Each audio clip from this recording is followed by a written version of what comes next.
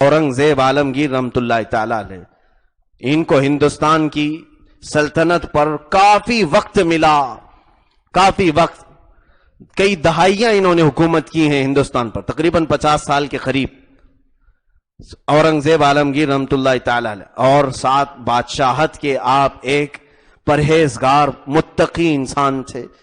उलमा औलिया सबका अदब करना आपका तुर्रे इम्तियाज था। यह और बात है कि आज तारीख उनको तोड़ मरोड़ कर पेश करने की कोशिश कर रही है।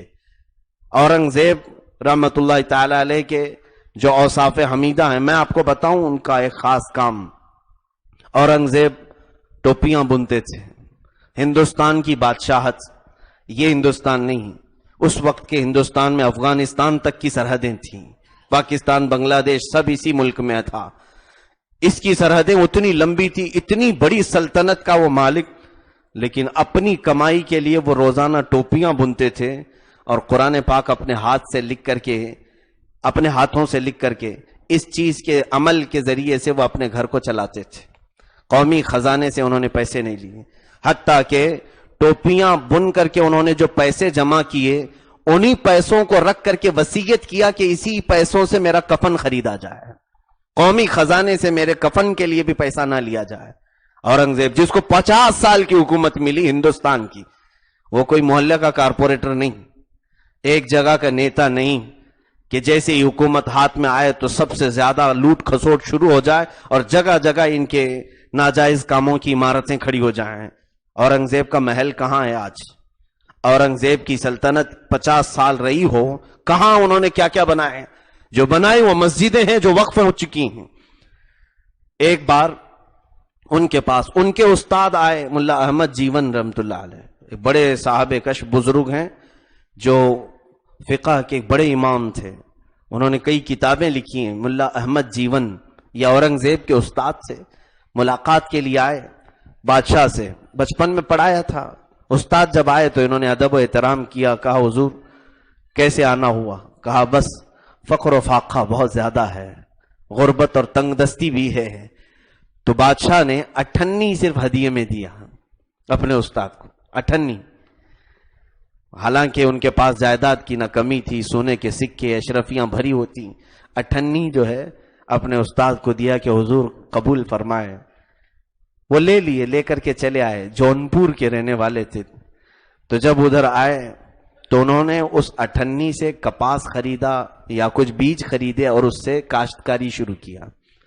उस काश्तकारी में बरकत इतनी हो गई कि अल्हम्दुलिल्लाह उस माल को बेच करके कई पैसे आए उसमें, और फिर आपने नफा कमाया। कमाते कमाते कई जमीनों के आप मालिक हो गए। 10 साल का अरसा गुजर गया इसी में, 10 साल का अरसा, जब तक औरंगजेब दक्कन की कहीं जंगों में मसरूफ थे। वापस जब दिल्ली पहुंचे, टैक्स वगैरह के मामला देखते थे, खिराज, तो एक वजीर ने कहा कि हुजूर मुल्ला अहमद जीवन आपके उस्ताद हैं, उन पर भी टैक्स लगाना चाहिए। आज बड़े बड़े माल के वो मालिक हो चुके हैं, उनकी कई जायदादें हो चुकी हैं, उनके कई गुदाम हैं उनके माल रखने के। कहा क्या बात करते हो? वो फख्र फाका में थे, तंगदस्ती में थे। बुलाओ। हजरत मुल्ला अहमद जीवन रहमतुल्लाह अलैह को बुलाया गया। उनसे जब हिसाब तलब किया गया, जाहिर सी बात है इनकम कहां से आई आपकी, ये जरूर पूछा जाएगा। आज भी अगर आपके पास अचानक माल आ जाए तो पूछा जाएगा कि कहां से आई है इनकम। मुल्ला अहमद जीवन रहमतुल्लाह अलैह ने कहा कि बादशाह सलामत, औरंगजेब आपने जो 98 दी थी उसी की बरकत है, मैं उसी में कमाया और इतना बढ़ गया। औरंगजेब रहमतुल्लाह अलैह फरमाते हैं कि ठीक है आप बैठे, तशरीफ रखें। और अपने एक सिपाही से कहा फला दिल्ली में एक चौराहे पर एक बनिया रहता है, एक बनिया रहता है, उस बनिया को लेके आओ, उसका हिसाब मुझे लेना है।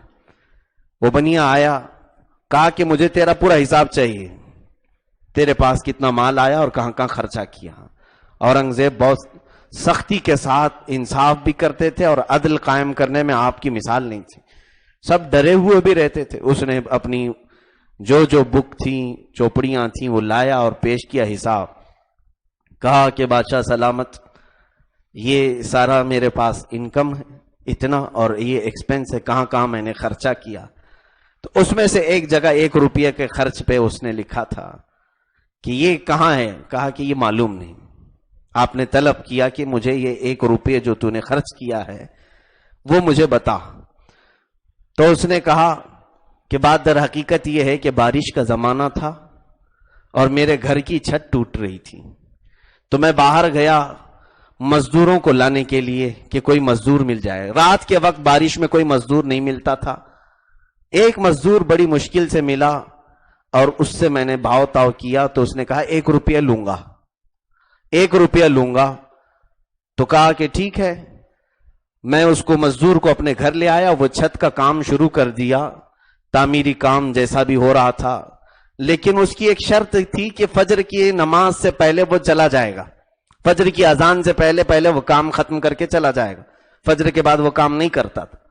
کہا پھر وہ اس مزدور کو میں نے کام پہ لگایا. اس نے جب چھت کا کام شروع کیا، آدھا کام ہو گیا تھا تقریباً، اذان ہونے کو آ گئی. کہا میں چلتا ہوں، اب میرا کام ہو گیا، اس کے بعد میں کام نہیں کرتا ہوں. کہا میاں تیرے سے میرے کام پر جو اتفاق ہوا ہے وہ 1 روپیہ کا تھا.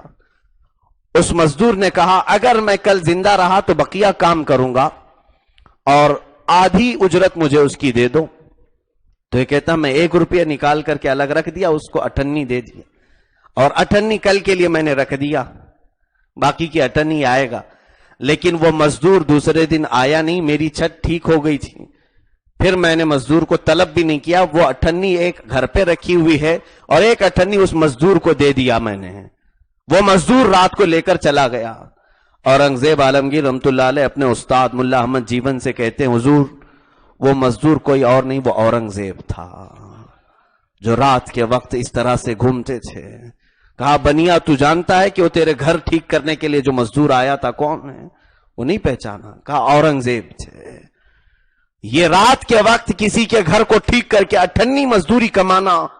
کہا مجھے یقین تھا کہ وہ میرے ہاتھوں کی کمائی تھی 98، وہی میں نے آپ کو ہدیہ میں دیا تھا، اور اس حلال کمائی میں اللہ نے آج اتنی برکت آپ کو عطا کی ہے. میرے عزیزو ایک 98 بھی اگر حلال طریقے سے لاؤ گے وہ بہت برکت پیدا کرتی ہے، بہت برکت.